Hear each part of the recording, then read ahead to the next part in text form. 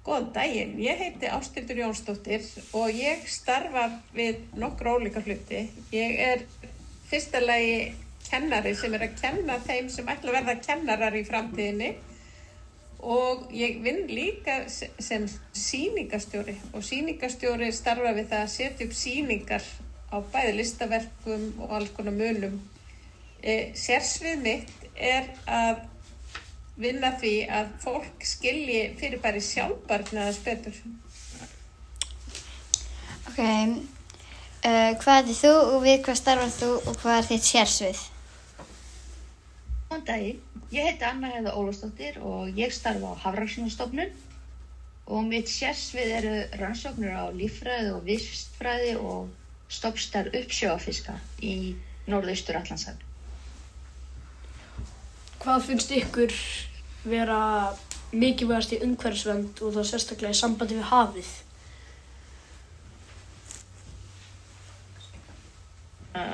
Já, þetta góð spurning. Ég spyr með þessar spurningar reglulega.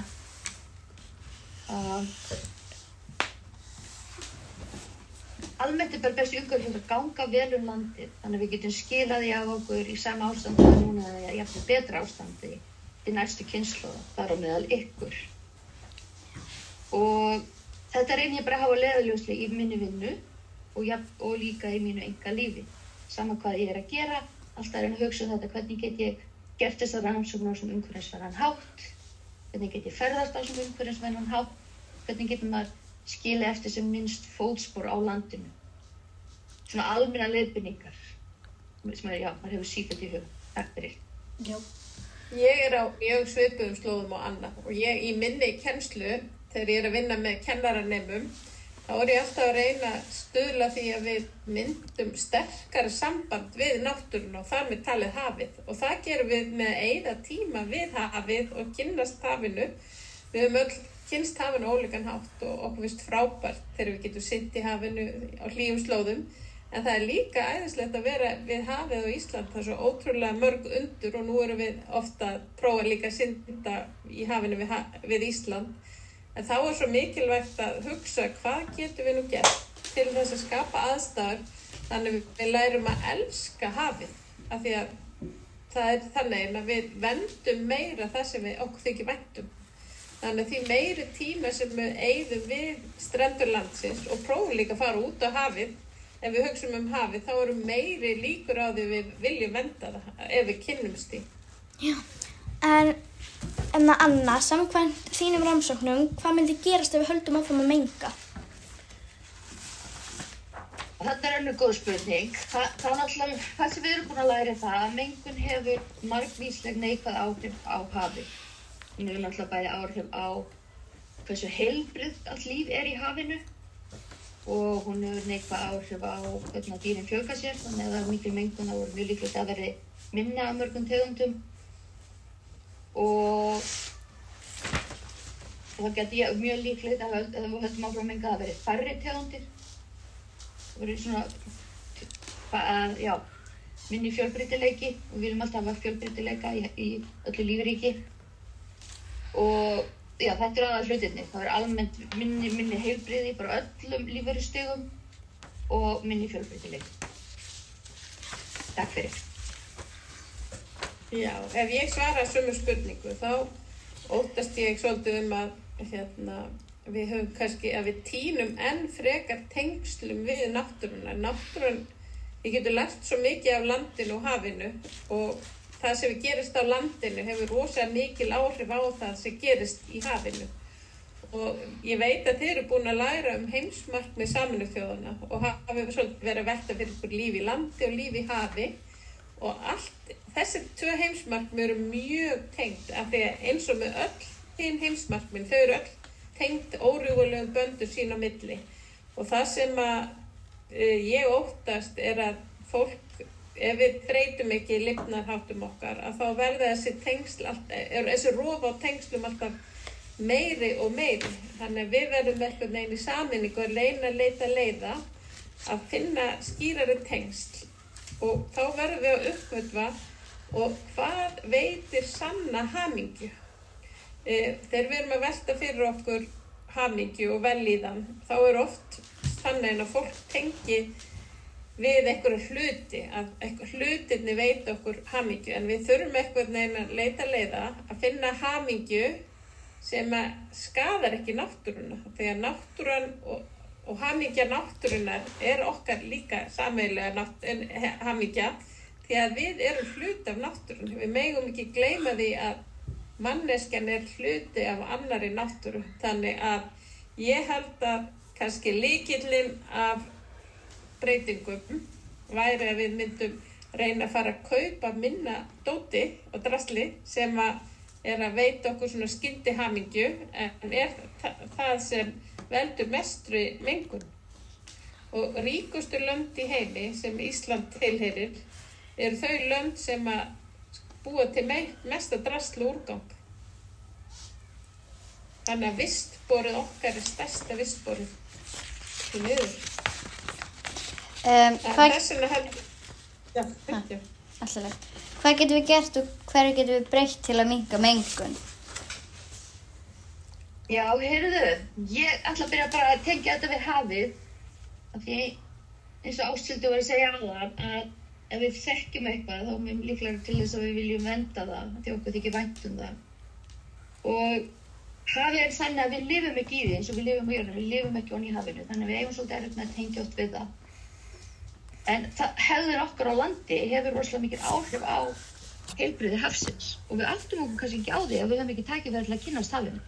Þannig það mjög mikilvægt að við öll, líka bara allir, reyna að kynna sér svolítið hafið.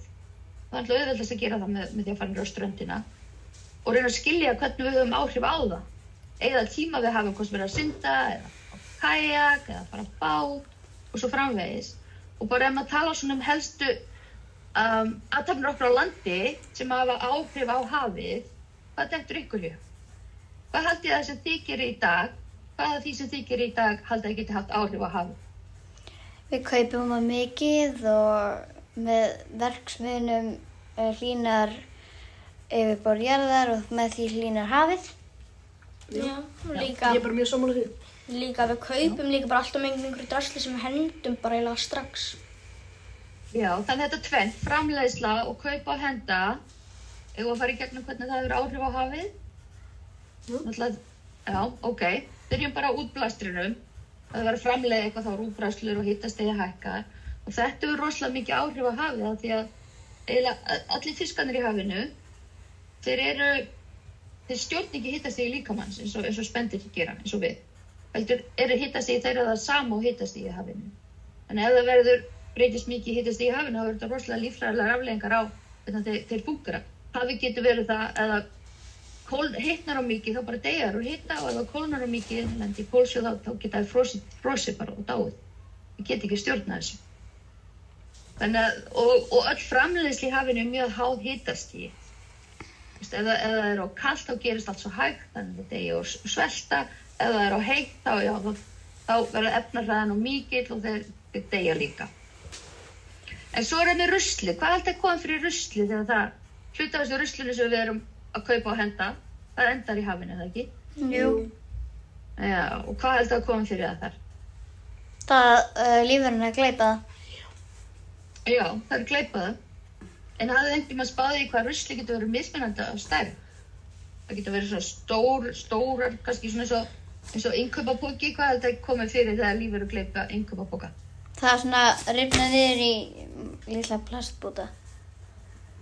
Já, það geta náttúrulega bara kafnað bókstaflega á stóru plastinu og stóru hlutum, flöskum og svona. Það getur vafist utan hálsinn á þeim, það getur vafist utan uggana á þeim og geta skorið sig og fengið sýkingar á dáið og kafnað og svo ýmislegt. Og svo erum við að tala líka örplasti, þegar plasti brotnar niður, það koma svona pínlitla plastagnir og það er orðið mjög mikið á þeim í hafinu.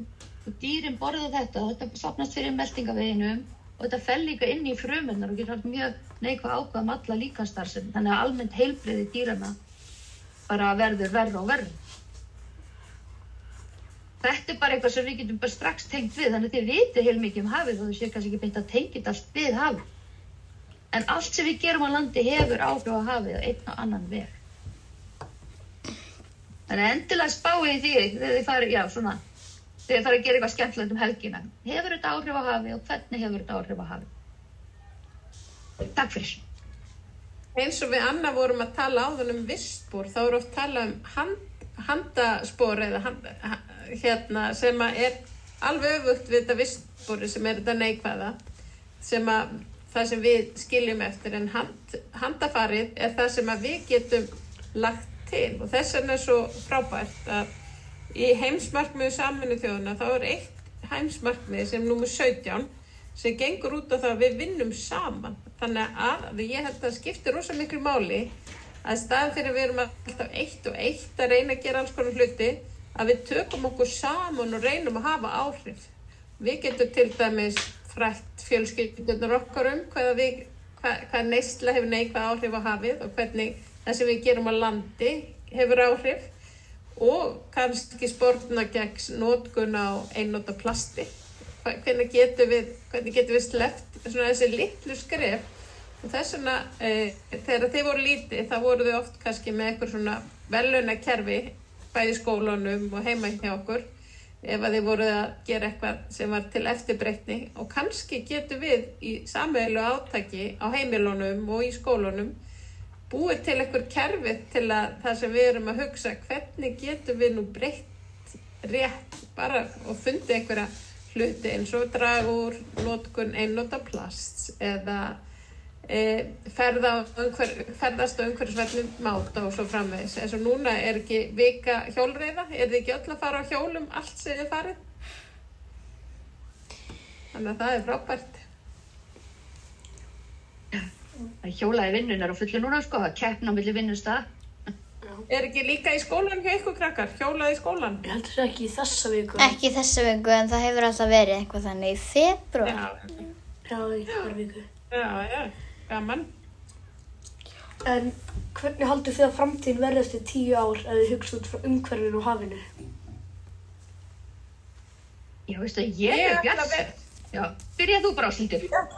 Ég ætla að segja, ég rosalega bjartsýn af því að það svo flotti krakkar eins og þið sem að ég held að það ekki rétt að ábyrgðin verið sett á krakka, en ég held að með því að vinna með krökkum þá getum við séð hlutina í nýju ljósi og fatta að það virkilega skiptir máli að við tökum öll höndur saman og breytum þessu og föttum hvað það sem skiptir virkilega máli í heiminum hjá okkur.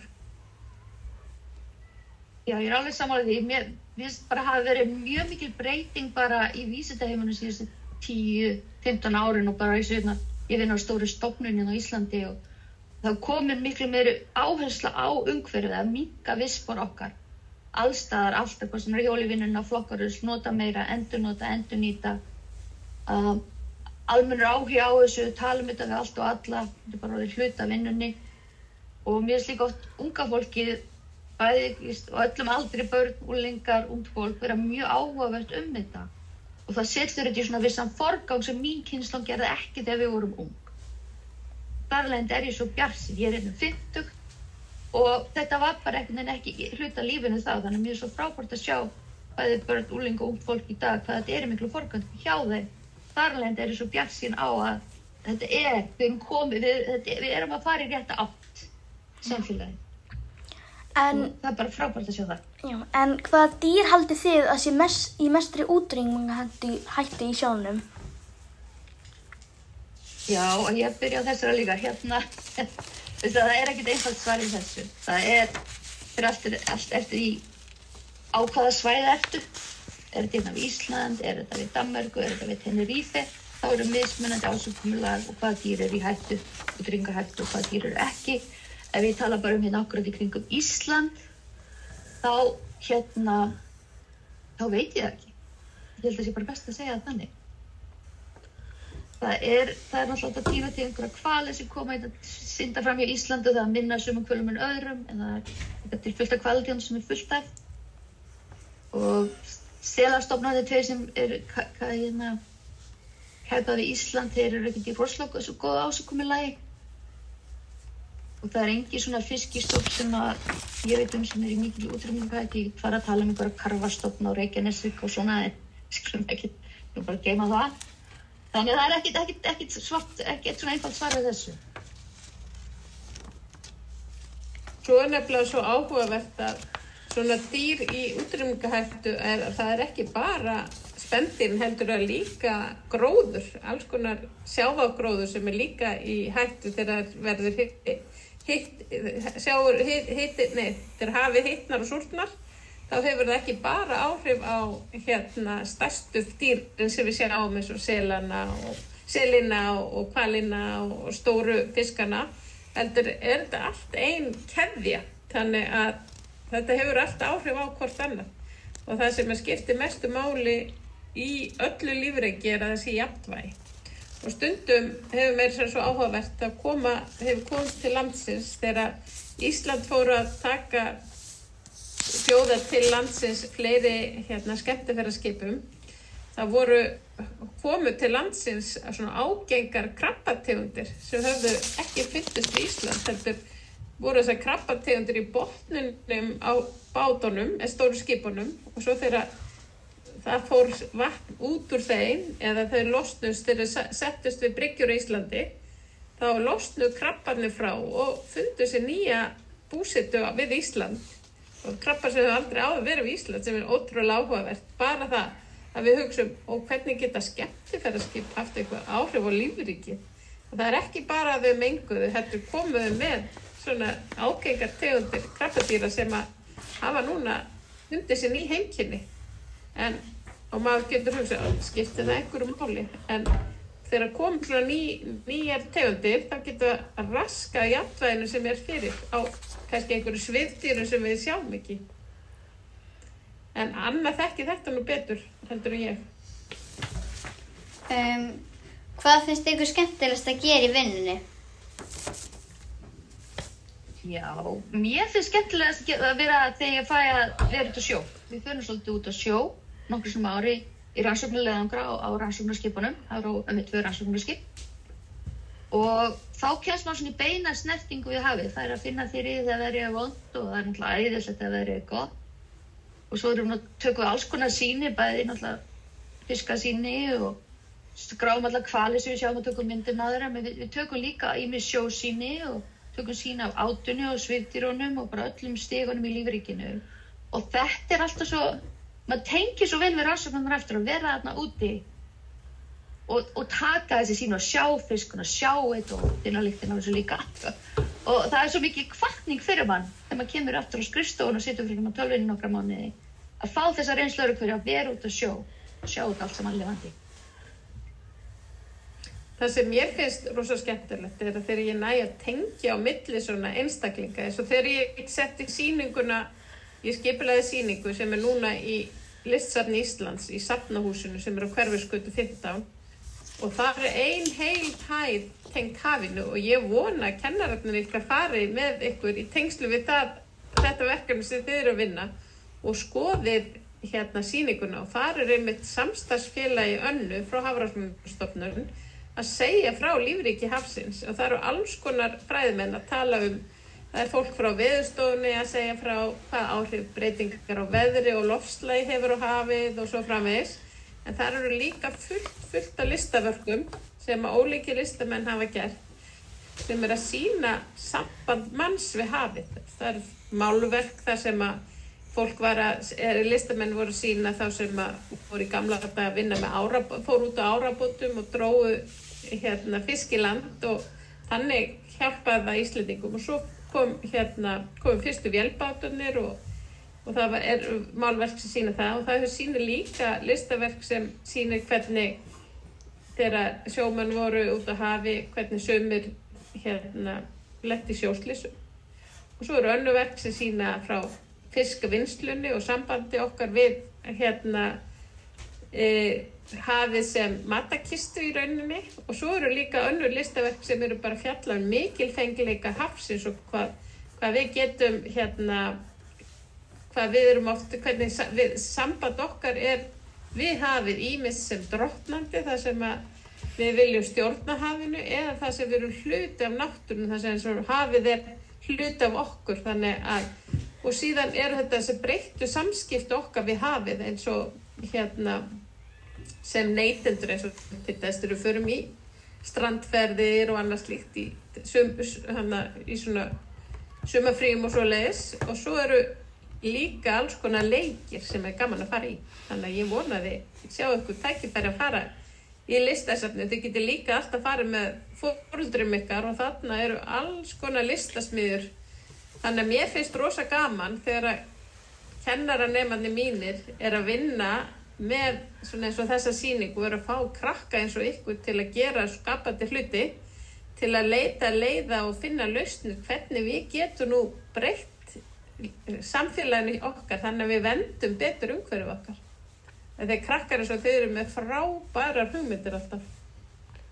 Eru einhverja hugmyndir sem þið eru búin að fá núna í tengslu verkefni ykkar til hvað við getum gert til að vernda hafið? Bara kaupa minna föt og bara fara út að sjó og maður finnur miklu meira fyrir því núna. Þegar maður veit hvað þetta svona, þú veist, hvað það hefur mikil áhrif, bara, þú veist, þegar maður veit hvað það hefur mikil áhrif á sjóinn, þá reynir maður að, þú veist, að hætta öllu sem vont fyrir hann. Passa sig betur. Já. Já.